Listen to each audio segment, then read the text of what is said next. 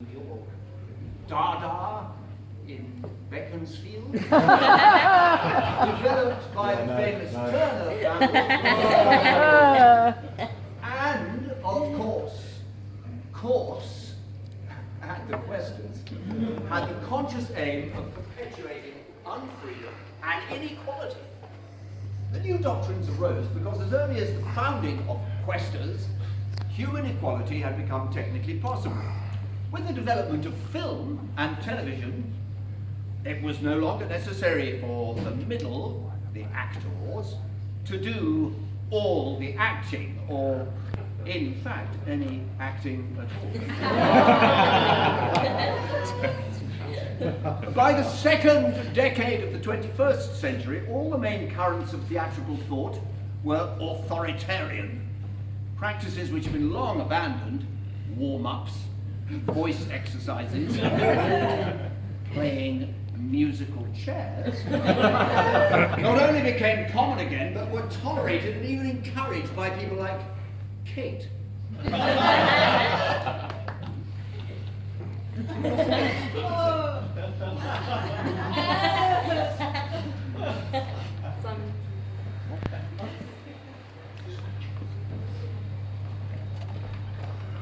Did you play musical chairs when I wasn't here? Not me, mate. Oh, did you? Well, kind of, yeah. He wrote the ensemble that was. That's what you'd be missing. People who were considered enlightened and progressive. The kind of people who would control this world, the new directors, were for the most part young, left-wing, and rather good. As compared to the old directors who only thought of super objectives and getting others to come up with good ideas, the new directors were less likely to cast their friends, yet hungrier for artistic freedom and more intent on crushing opposition. This last difference was cardinal. They were totally uninterested in what their actors and crew were thinking. Part of the reason for this was that in the past no theatre company had the power to keep its members under constant surveillance.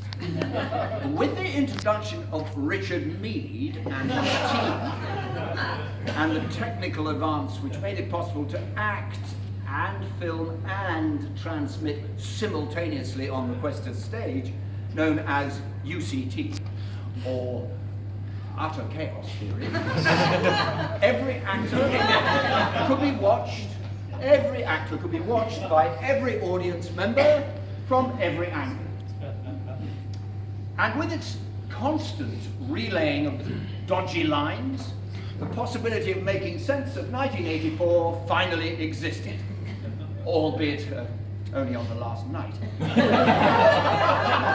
The new directors knew what was needed to safeguard their position. Individually, no actor knows anything, except a few lines and how to walk on stage. Collectively, the Questor company owns everything because it controls everything and puts on shows as it thinks fit. At this point, let me have a drink.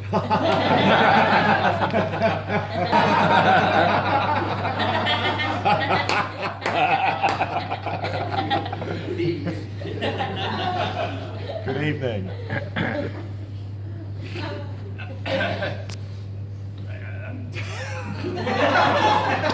This is even better exercise. And I suggest you do too. As this isn't over. Now let us look at the structure of Questors society.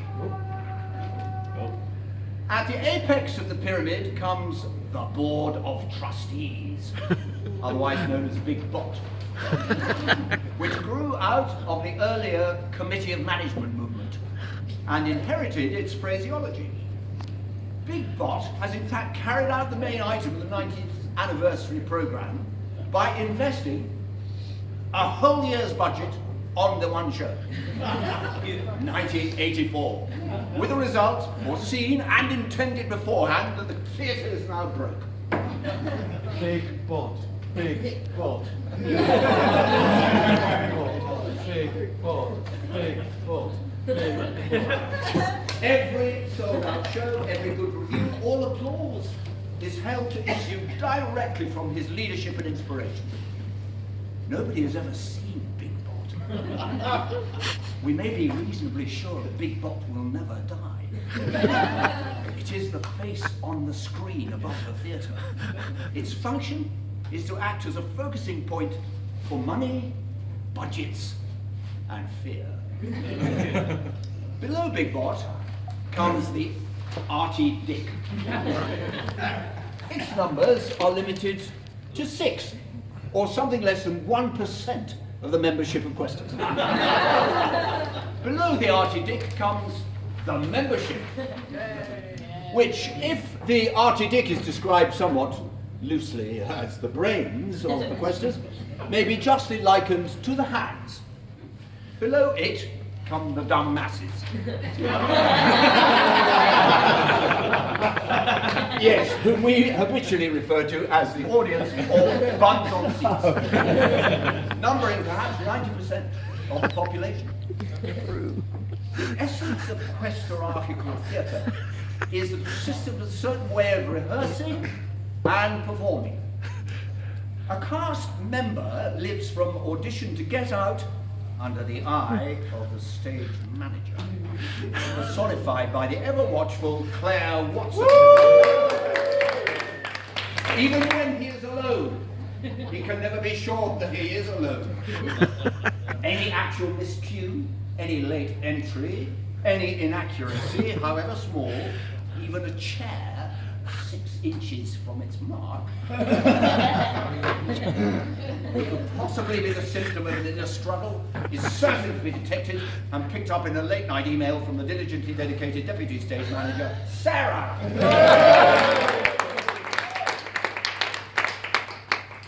Certain death is not normal. Instead, the wiping out of said person's data from all mention on the IQ archive, something referred to as a Dobson death, is now commonplace. And a cast member is expected to have no private life and no respites from enthusiasm, even when the tech run lasts. Even when the tech run lasts for 5 days. The first and simplest stage in Big Bot discipline, which can be taught even to young children, assuming they ever get called to a rehearsal, is known as Roger Stop. Roger Stop means the faculty of stopping short, as though by instinct, at the threshold of any dangerous contradictory ideas, if they are harmful to the show. In summary, Questors Society rests ultimately on the belief that Big Bot is omnipotent and infallible. We love Big Bot. It will be seen that the control of the rehearsal depends above all on the training of memory. It is, if it's necessary to rearrange one's lines or to tamper with the script, Robert, or to cut the children's life,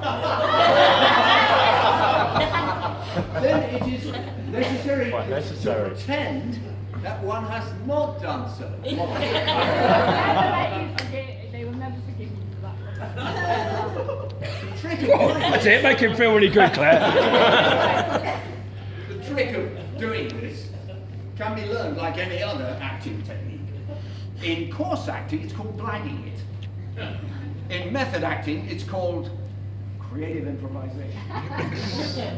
Ultimately, it is by means of creative improvisation that the Questors has been able to shape the course of theatre history.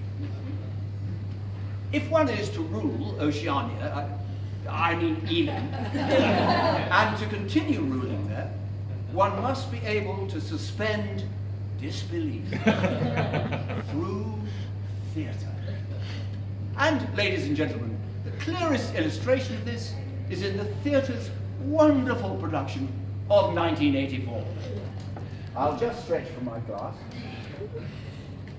Long live the Questors Theatre. QT, QT, QT. QT, QT.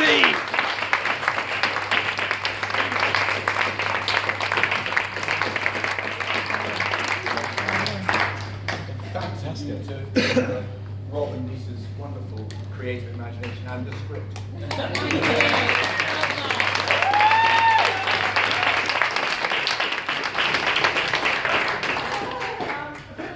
Internal hugging, hand-holding, loving next.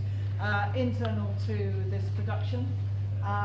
It's impossible to single out people who've made, not quite impossible, who've made the greatest contribution and without whom we really, really wouldn't have been able to pull off what I believe we managed to pull off in there today. So I'm now going to act as the magician's assistant to David. Thank you. Not since the days of ancient Egypt has a Jew been called to task in front of his Christian master. 7,000 years has now been renewed. Maggie has very kindly asked me to present some tokens of appreciation for some of the people that are involved in this production. There we go. As a newbie. So I'd just like to say before we begin, this is the first thing I've done here, and everyone has made me so welcome and so appreciated that it's very touching, and I just want to thank everybody of all the old Questorians and some of the newer Questorians and recent Questorians for making me feel part of a company which has been a real privilege to be part of. So thank you very much.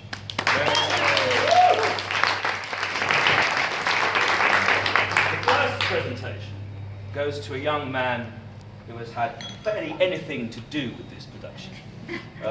Someone whose input has been so negligible at every level that it's almost hardly worth mentioning him.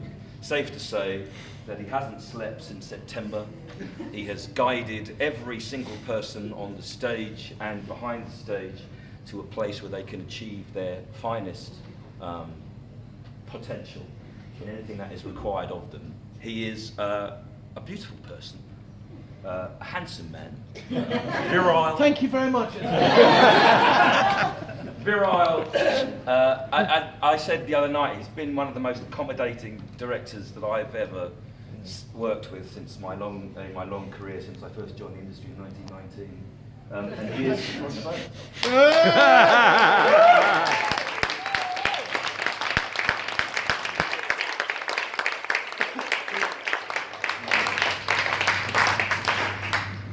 In true show business fashion, the winner of this award cannot appear tonight, so we'll probably give this to young Roger as well.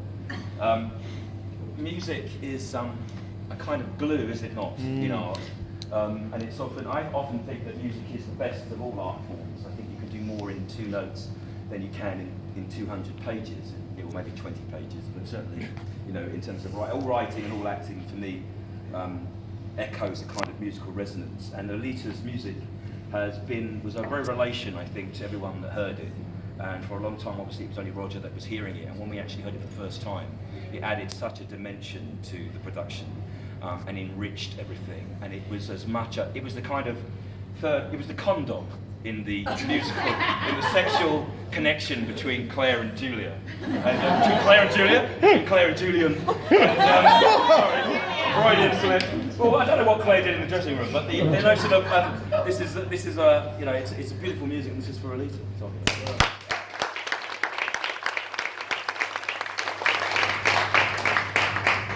Every leader needs a lieutenant. Every general needs someone who is going to make their campaign effective and work. And this person, I won't say the gender yet, well, yeah, but you know who it is anyway. But this young woman has been a remarkable person. She's been in everyone's corner.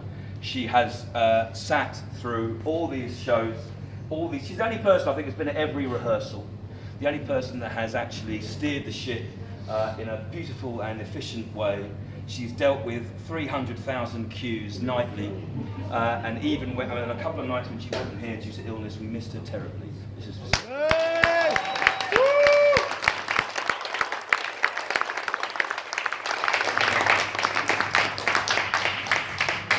As a short, squat man, I am insanely jealous of anyone who's above the height of 5'5", and this was a man who steered the technical side of things with great effort and great grace and elegance, and was incredibly cordial at every moment.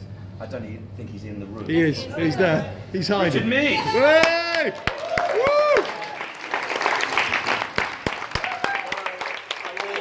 I will share it with lots of others, so thank you. This person, again, did very little in this show. She really didn't do anything really, other than organise all the backstage crew, make sure everybody knew what they were doing. She dinged the dong, she dotted the I's, crossed the T's. She did everything possible. She was amenable and a great source of comfort at all times. Claire Watson.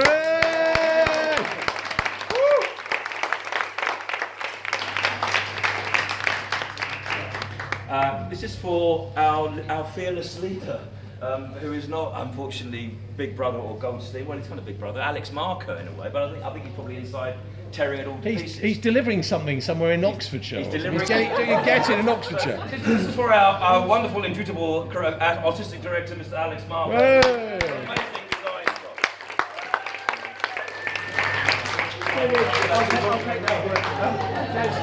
David. David will take Oh, good slide, David. Okay. Take that away from you. And thank you, David, for not shouting at us. Yes. Hey.